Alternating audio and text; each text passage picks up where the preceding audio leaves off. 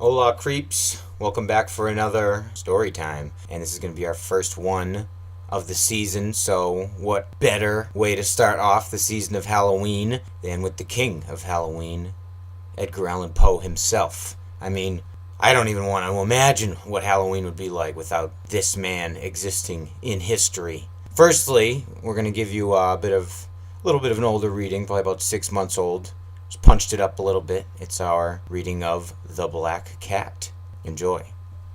For the most wild yet homely narrative which I am about to pen, I neither expect nor solicit belief. Mad indeed would I be to expect it, in a case where my very senses reject their own evidence. Yet mad am I not, and very surely do I not dream. But tomorrow I die, and today I would unburthen my soul. My immediate purpose is to place before the world plainly, succinctly, and without comment a series of mere household events. In their consequences, these events have terrified, have tortured, have destroyed me. Yet I will not attempt to expound them. To me, they have presented little but horror. To many, they will seem less terrible than barroques. Hereafter, perhaps some intellect may be found which will reduce my phantasm to the commonplace. Some intellect more calm, more logical, and far less excitable than my own, which will perceive in the circumstances I detail with awe nothing more than an ordinary succession of very natural taste causes and effects. From my infancy I was noted for the docility and humanity of my disposition. My tenderness of heart was even so conspicuous as to make me the jest of my companions. I was especially fond of animals, and was indulged by my parents with a great variety of pets. With these I spent most of my time, and never was so happy as when feeding and caressing them. This peculiarity of character grew with my growth, and in my manhood I derived from it one of my principal sources of pleasure. To those who have cherished an affection for a faithful and sagacious dog, I need hardly be at the trouble of explaining the nature of the intensity of the gratification thus derivable. There is something in the unselfish and self-sacrificing love of a brute which goes directly to the heart of him who has had frequent occasion to test the paltry friendship and gossamer fidelity of mere man. I married early, and was very happy to find my wife a disposition not uncongenial with my own. Observing my partiality for domestic pets, she lost no opportunity of procuring those of the most agreeable kind.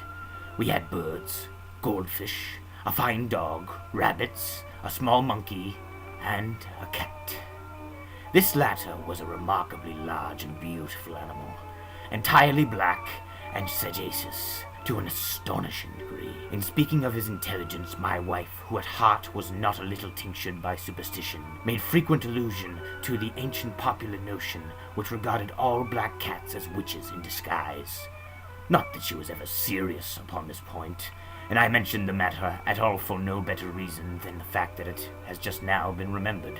Pluto, this was the cat's name, was my favorite playmate. I alone fed him, and he attended me wherever I went about the house. It was even with difficulty that I could prevent him from following me through the streets. Our friendship lasted in this manner for several years, during which my general temperament and character, through the instrumentality of the fiend intemperance, had, I blush to confess it, experienced a radical alteration for the worse.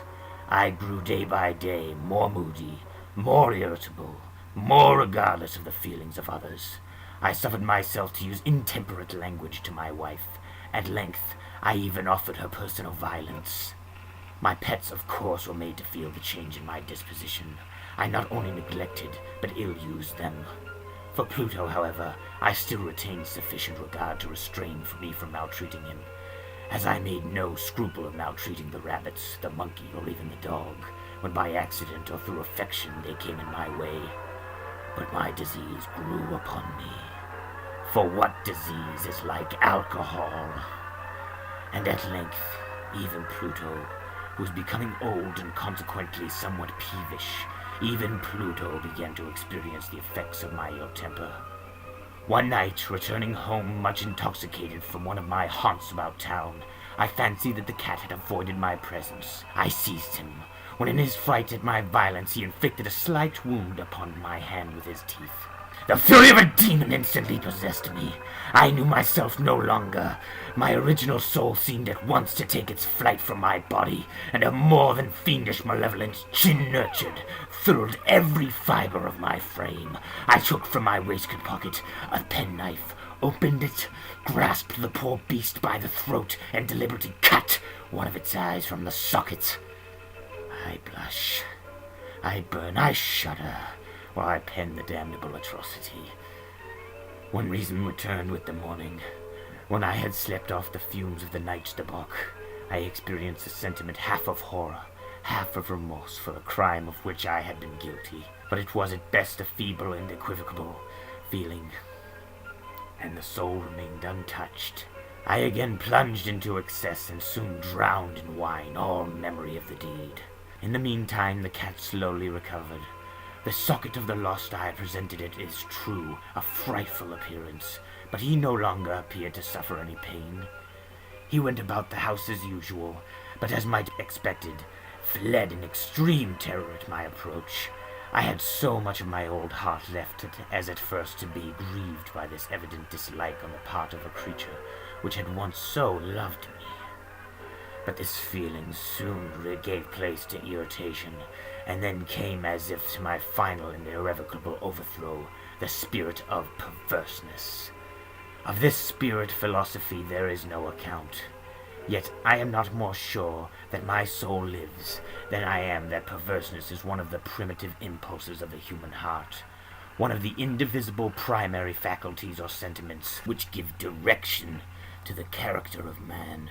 Who has not 100 times found himself committing a vile or stupid action for no other reason than because he knows he should not? Have we not a perpetual inclination in the teeth of our best judgment to violate that which is law, merely because we understand it to be such? This spirit of perverseness, I say, came to my final overthrow. It was with this unfathomable longing of the soul to vex itself, to offer violence to its own nature, to do wrong for the wrong's sake only, that urged me to continue and finally to consummate the injury I had inflicted upon the unoffending brute. One morning, in cold blood, I slipped a noose about its neck and hung it to the limb of a tree.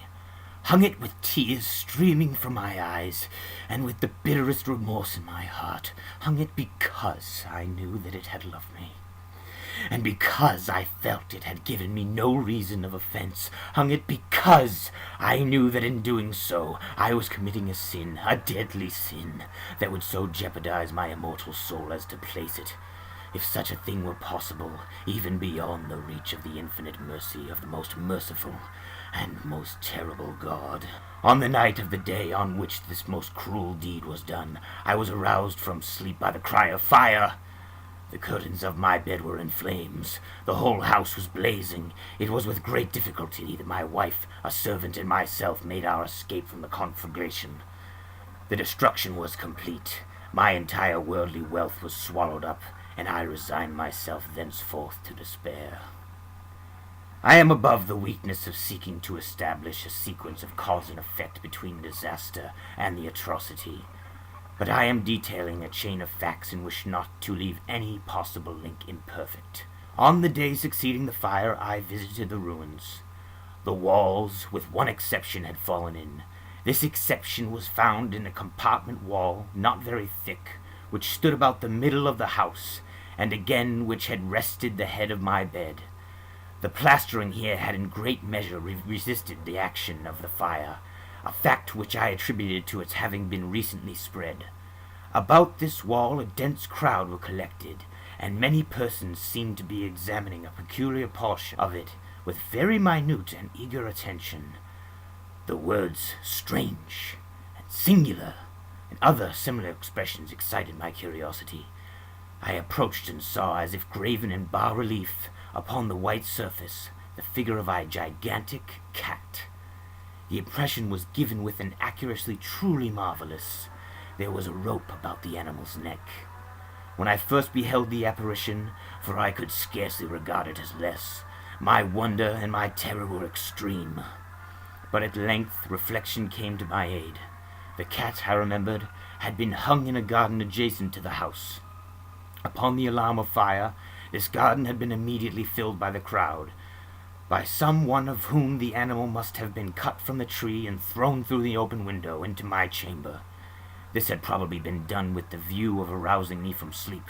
The falling of other walls had compressed the victim of my cruelty into the substance of the freshly spread plaster, the lime of which, with the flames and the ammonia from the carcass, had then accomplished the portraiture as I saw it. Although I thus readily accounted to my reason, if not altogether to my conscience, for the startling fact just detailed, it did not the less fail to make a deep impression upon my fancy. For months I could not rid myself of the phantasm of the cat, and during this period there came back into my spirit a half-sentiment that seemed, but was not, remorse. I went so far as to regret the loss of the animal, and to look about me, among the vile haunts which I now habitually frequented, for another pet of the same species, and of somewhat similar appearance with which to supply its place. One night, as I sat half stupefied in the den of more than infamy, my attention was suddenly drawn to some black object, reposing upon the head of one of the immense hogsheads of gin or rum, which constituted the chief furniture of the apartment. I had been looking steadily at the top of the hogshead for some minutes, and what now caused me surprise was the fact that I had not sooner perceived the object thereupon. I approached it, and touched it with my hand. It was a black cat, a very large one, fully as large as Pluto, and closely resembling him in every aspect but one. Pluto had not a white hair on any portion of his body, but this cat had a large, although indefinite, splotch of white covering nearly the whole region of his breast. Upon my touching him, he immediately arose, purred loudly, rubbed against my hand, and appeared delighted with my notice. This, then, was the very creature which I was in search.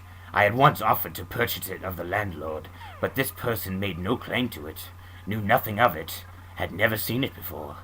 I continued my caresses, and when I prepared to go home, the animal evinced a disposition to accompany me. I permitted it to do so, occasionally stooping and patting it as if I proceeded. When it reached the house, it domesticated itself at once, and became immediately a great favorite of my wife. For my own part, I soon found a dislike to it arising within me.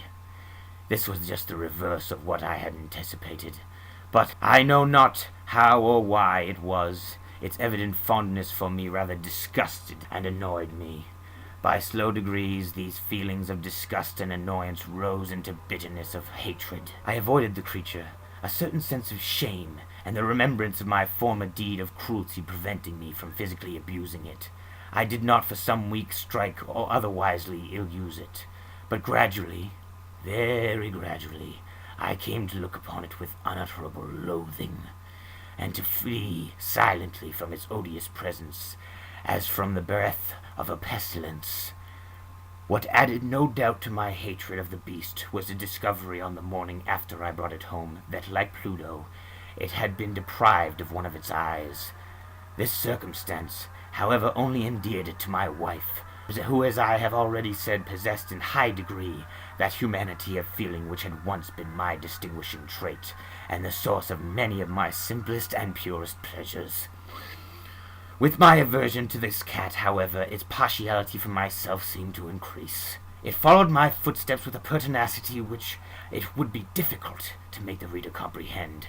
Whereupon I sat, it would crouch beneath my chair or spring upon my knees, covering me with its loathsome caresses.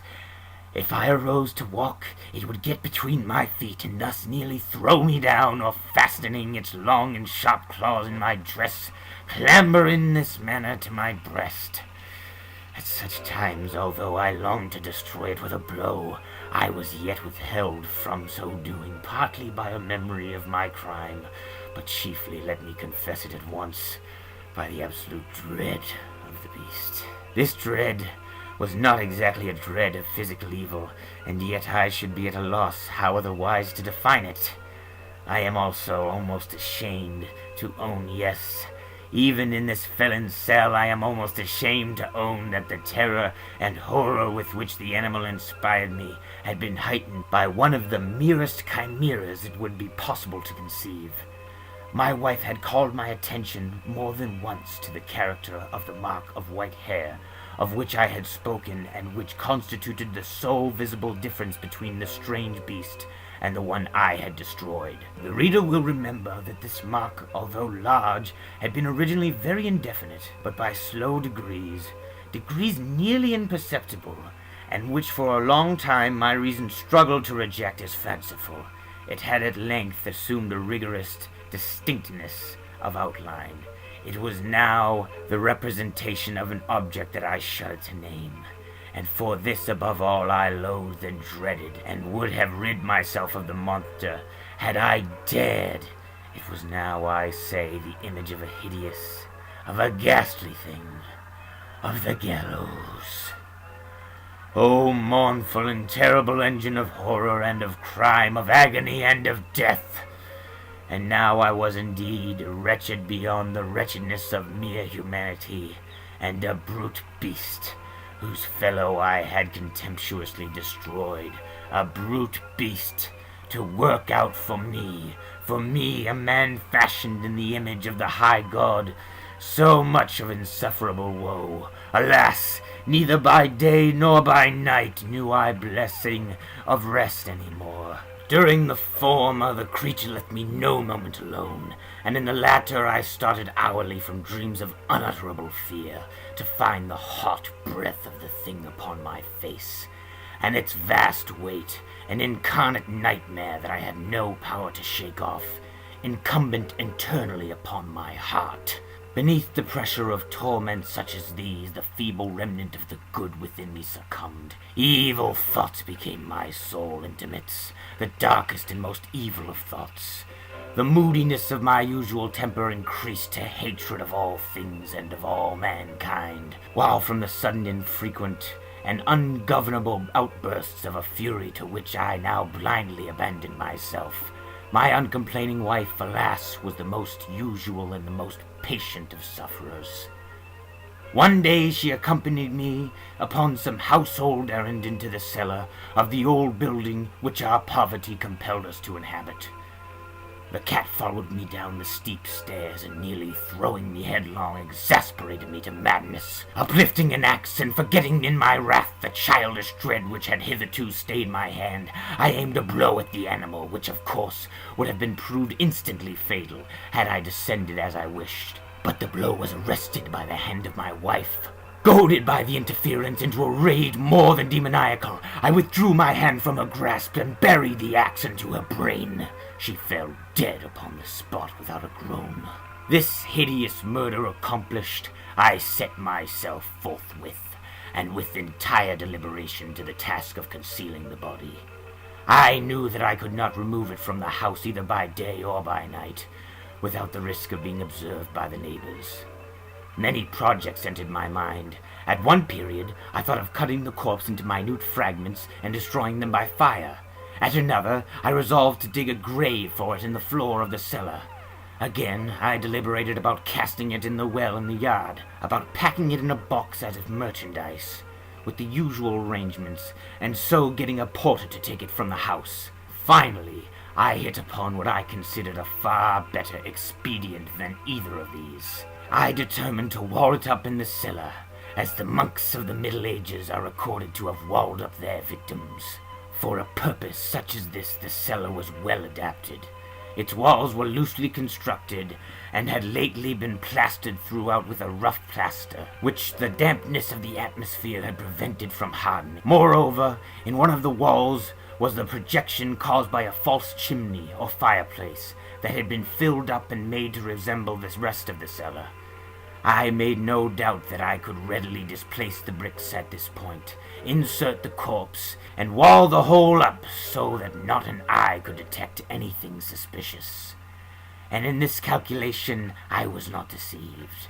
By means of a crowbar I easily dislodged the bricks, and having carefully deposited the body against the inner wall, I propped it in that position, while with little trouble I relaid the whole structure as it originally stood. Having procured mortar, sand, and hair, with every possible precaution, I prepared a plaster which could not be distinguished from the old, and with this I very carefully went over the new brickwork. When I had finished, I felt satisfied that all was right. The wall did not present the slightest appearance of having been disturbed. The rubbish on the floor was picked up with the minutest care. I looked around triumphantly and said to myself, "Here, at least then, my labor has not been in vain." My next step was to look for the beast which had been the cause of so much wretchedness, for I had at length firmly resolved to put it to death. Had I been able to meet with it at the moment, there could have been no doubt of its fate, but it appeared that the crafty animal had been alarmed at the violence of my previous anger, and forebode to present itself in my present mood. It is impossible to describe the blissful sense of relief which the absence of the detested creature occasioned in my bosom. It did not make its appearance during the night, and thus for one night at least since its introduction into the house, I soundly and tranquilly slept. I slept, even with the burden of the murder upon my soul. The second and the third day passed, and still my tormentor came not. Once again I breathed as a free man. The monster, in terror, had fled the premises forever. I should behold it no more. My happiness was supreme. The guilt of my dark deed disturbed me but little. Some few inquiries had been made, but these had been readily answered. Even a search had been instituted, but of course nothing had been discovered. I looked upon my future felicity as secured. Upon the fourth day of the assassination, a party of the police came, very unexpectedly, into the house, and proceeded again to make rigorous investigation of the premises. Secure, however, in the inscrutability of my place of concealment, I felt no embarrassment whatsoever. The officers bade me accompany them in their search. They left no nook or corner unexplored. At length, for the third or fourth time, they descended into the cellar. I quivered not in a muscle. My heart beat calmly, as that of one who slumbers in innocence. I walked to the cellar from end to end. I folded my arms upon my bosom and roamed easily to and fro. The police were thoroughly satisfied and prepared to depart. The glee at my heart was too strong to be restrained. I burned to say if but one word by way of triumph, and to render doubly sure their assurance of my guiltlessness. "Gentlemen," I said at last, as the party ascended the steps, "I delight to have allayed your suspicion, and I wish all health and a little more courtesy. But by the by, gentlemen, this is a very well-constructed house." In the rabid desire to say something easily, I scarcely knew what I uttered at all. "I may say an excellently well-constructed house. These walls— are you going, gentlemen? These walls are solidly put together." And here, the mere frenzy of bravado, I rapped heavily with a cane which I held in my hand upon the very portion of brickwork, behind which stood the corpse of the wife of my bosom.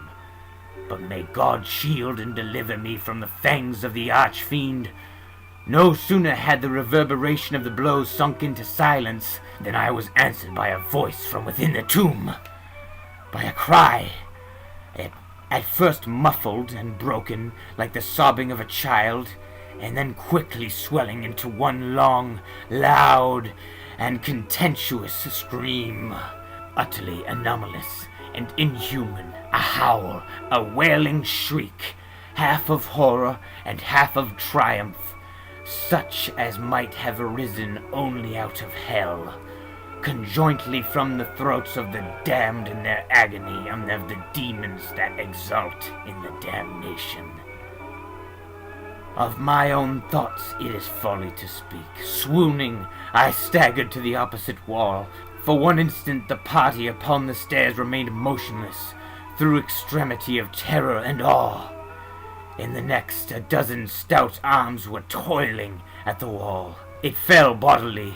The corpse, already greatly decayed and clotted with gore, stood erect before the eyes of the spectators. Upon its head, with red extended mouth and solitary eye of fire, sat the hideous beast whose craft had seduced me into murder, and whose informing voice had consigned me to the hangman. I had walled up the monster within the tomb.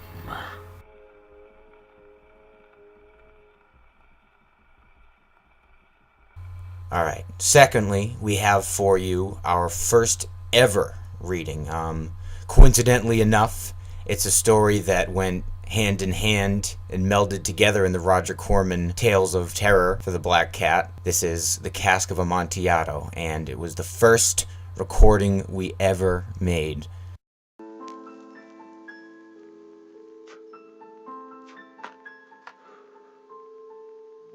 The 1,000 injuries of Fortunato I had tolerated the best that I could, but when he ventured upon insult, I vowed revenge.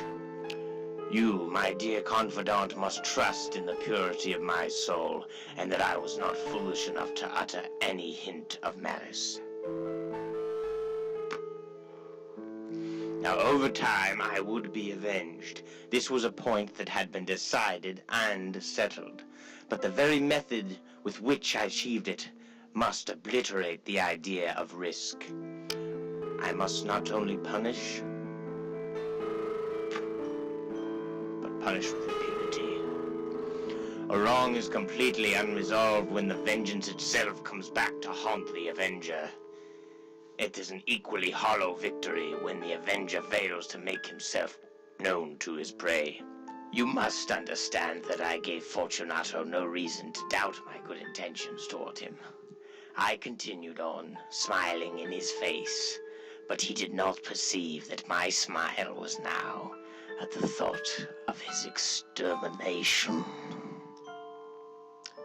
For all his power, respect, and fear that he reigned in, Fortunato, however, did have a weak point. He prided himself on his connoisseurship in wine. Now, few Italians have the true, almost mythic virtuoso prowess of their ancestors. For the most part, their enthusiasm is to suit the time and fashion, to sycophantically mimic the posh British and Austrian millionaires. In art, in gemology, Fortunato, like his fellow foppish countrymen, was a quack. But in the matter of old wines, I must admit he was sincere. In this, we were the same. I was well versed in the Italian vintages myself, and purchased as much as I could, whenever I could. Now, it was just about dusk one evening during the height of the madness of the carnival that I ran into my friend. He confronted me with excessive warmth.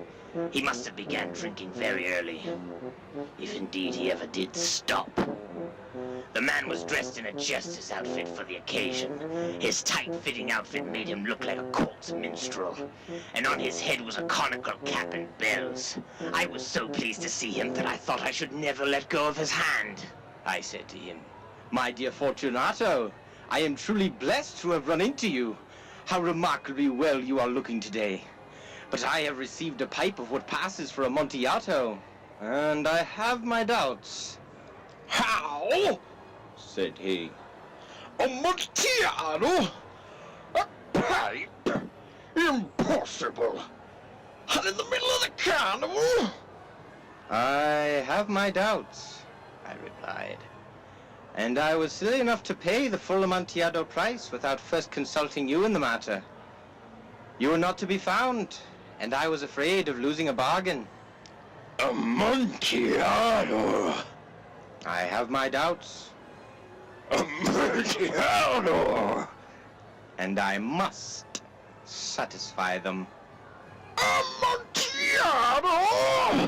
"As you are engaged, I am on my way to Lucrezi. If anyone has a keen sense for the finest of sherries such as this, he will tell me—" "Rubbish! Lucrezia could not distinguish Amontillado from sherry." "And yet, some fools will have it that his taste is a match for your own." "Come, let us go." "Why, whither to?" "Why, to your vaults, of course. Where the hell else?" My friend, no.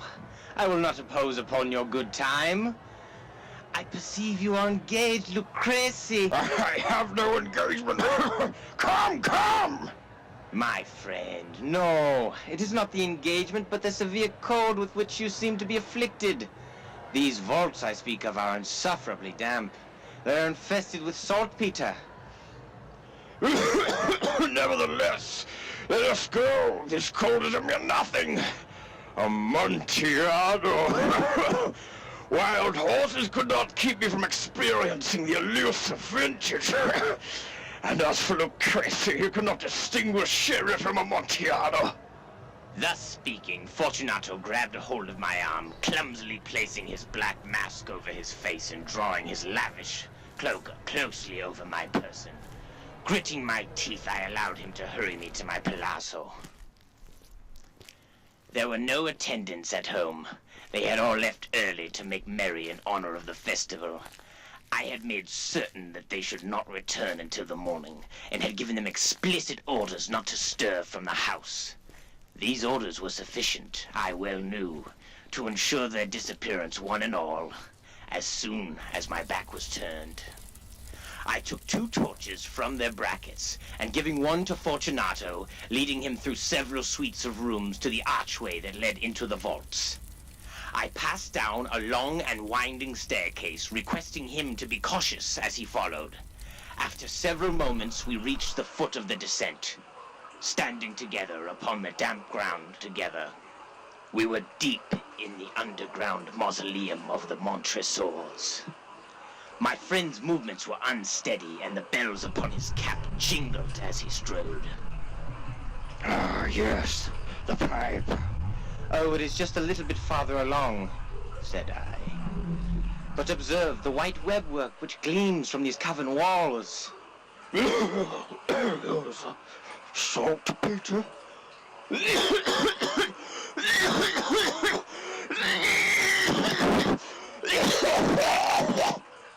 My poor friend found it impossible to reply for many minutes. Come, I said with decision. We will go back. Your health is of paramount importance. You are rich, respected, admired, beloved. You are happy, as I once was. You are a man to be missed. Think of how a man in my position would look if something were to happen after bringing you here. We will go back. You will be ill. Besides, there is Lucrezi. Enough! The cough is a mere nothing. It will not kill me. A slight cough will not be the end of the illustrious Fortunato. True enough, I replied. And indeed, I had no intention of making you fearful for your health. But you should use all proper precaution. A draught of this fine vintage, Medoc. It will defend us from this damp.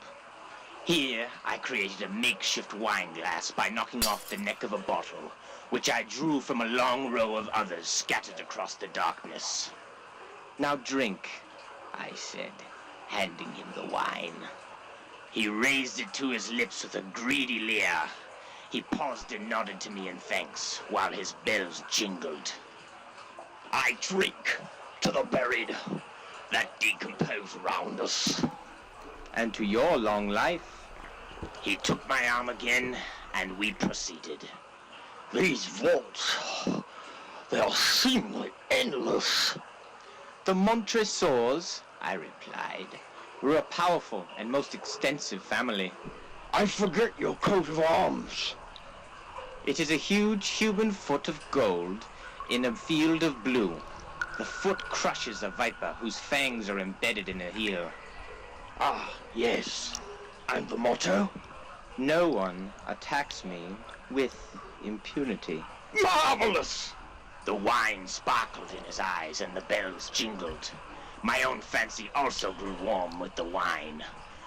We had passed through long walls of piled skeletons, with casks and pillars intermingling, into the innermost recesses of the subterranean cemetery. I paused again, and this time I made a firm point to seize Fortunato by an arm above the elbow. "The saltpeter," said I. See, it increases. It hangs like moss upon these vaults. We are below the river's bed. The drops of moisture trickle among the bones. Come, we will go back before it grows too late. Your cough. It is nothing. Let us go on. But first, I think I may require another draught of that fine vintage. I broke and reached him a new flagon of wine. He emptied it at a breath. His eyes flashed with a fierce light. He laughed and threw the bottle upwards, making a strange hand gesture that I myself did not understand. Looking at him in surprise, he repeated the movement. A grotesque one. You do not comprehend. Not I replied. Well, then you are not part of the Brotherhood, then. How now? You are not of the Masons? Yes, I said. Yes. You? Impossible. You are no Mason. I assure you, I am indeed a Mason, I replied. A sign. The sign, then. It is this, I answered, producing from beneath the folds of my cloak a trowel. Oh, you jest. He exclaimed, recoiling a few paces. But come, let us proceed to the Amontillado. Be it so, I said, replacing the trowel beneath the cloak again, and offering him my arm once more. He leaned upon it heavily. We continued our route in search of the Amontillado. We passed through a range of low arches, and descending again we arrived at a deep crypt, in which the foulness of the air dimmed our torches to a mere glow. Its walls had been lined with human remains, piled to the top of the vault and overhead, in the fashion of the great boneyards below the grounds in Paris. 3 sides of this interior crypt were still decorated with these horrors. From the 4th side, the bones were scattered on the ground, as if they had been haphazardly torn down. Within the wall, thus exposed by the displacement of the bones, we perceived a still interior crypt, about 4 feet deep, 3 feet wide, and about 6 or 7 feet high. It seemed to have been constructed for no particular purpose, merely bridging the gap between 2 of the colossal pillars that held this ancient mass tomb together, and was backed by another wall of solid granite. It was in this area that Fortunato, uplifting his dull torch, endeavored to get a glimpse of the bottom. However, the abyss extinguished his torch, leaving us in almost complete darkness. Go on, I said. Inside lies the Amontillado. As for Lucrezi... For the last time, the man has no class, no taste. He is an ignoramus. Interrupted my friend as he stepped drunkenly forward. I followed immediately at his heels, finally reaching the end, and finding in an instant he had gone as far as he could go, finding himself blocked by the granite wall behind him. He stood stupidly and bewildered. A moment more, and I easily restrained him up against the granite. On the wall next to Fortunato's very wide hips were 2 iron staples, about 2 feet apart from each other. From one of these dangled a short chain, from the other a padlock. Throwing the links around his waist was child's play, the work of a few seconds securing it. He was too shocked to resist. Haphazardly discarding the key, I stepped back from the recess. Pass your hand, I said. Over the wall. You cannot help feeling the saltpeter. Indeed, it is very damp. Once more, let me implore you to return. No? Are you sure? All right. In that case, I must leave you then. But first, I must complete my task in masonry. The Amontillado! Ejaculated my friend, not yet recovering from his astonishment. True, I replied. The Amontillado. As I said these words, I busied myself amongst the pile of bones of which I briefly mentioned earlier. Tossing them aside, I soon uncovered my supply of bricks and mortar. With these materials and with the aid of my trowel, I began to work diligently in immuring my prisoner. I had scarcely laid the first row of bricks when I discovered that the intoxication of Fortunato was worn off almost completely. The first thing that hinted me to this was the low, moaning cry from the depth of the recess. It was not the cry of a drunken man. There was then a long and unnerving silence. I laid the second layer, and the third, and the fourth, and then I heard the furious rattling of the chain. The noise lasted several minutes, during which that I might listen to it, savoring the moment. I ceased my labors, and sat down upon the bones. When at last the clanking subsided, I resumed the trowel, and finished without interruption the 5th, the 6th, and the 7th levels. The wall was now completely up to my chest. I again paused, and holding the torch over the masonwork, threw a few feeble rays upon the puling figure within. A succession of loud and shrill screams burst suddenly from the throat of the chained victim, seemed to thrust me violently back into reality. For a brief moment I hesitated, trembling. But I unsheathed my long sword, and I began to tap at my handiwork and the little spaces left over, reassuring myself of its sturdiness. I placed my hand upon the fine work of the burial ground and felt satisfied. I reapproached the wall. I replied to the yells of him who was clamoring. I re-echoed. I aided, my screams matched, and even began to rival his own. But the clamorer grew quiet shortly thereafter. It was now midnight, and my task was drawing to a close. I had completed the 8th, the 9th, and the 10th tier. I had finished a portion of the last and the 11th. There remained but a single stone to be fitted and plastered in. I struggled with its weight for a moment. I placed it partially in its destined position, but now there came from out of the middle school void a low laugh that made the hairs on the back of my neck stand straight up. It was succeeded by a quiet and sad voice, which I had difficulty in recognizing as the noble Fortunato. The voice said, Oh, yes, what a very good joke indeed. An excellent jest. We will have many a rich laugh about it at the festivities. over some wine, of course. "The Amontillado," I said. Yes, the Amontillado. But is it not getting late? Will they not be expecting us, my good wife and the rest, you know? Come, please, let us be gone. Yes, I said. Let us be gone. For the love of God, Montesor! Fortunato! But I may as well have been talking to myself. Growing impatient, I called aloud, "Fortunato!" No answer still. I thrust the torch through the remaining opening and let it fall within. There came forth in return only a jingling of bells. My heart grew sick. It was the dampness of the necropolis that made it so. I hastened to make an end of my labor. I forced the last stone into its position. I plastered it in. Against the new masonry, I carefully placed the bones back in their original formation. For the half of a century, no mortal has disturbed them.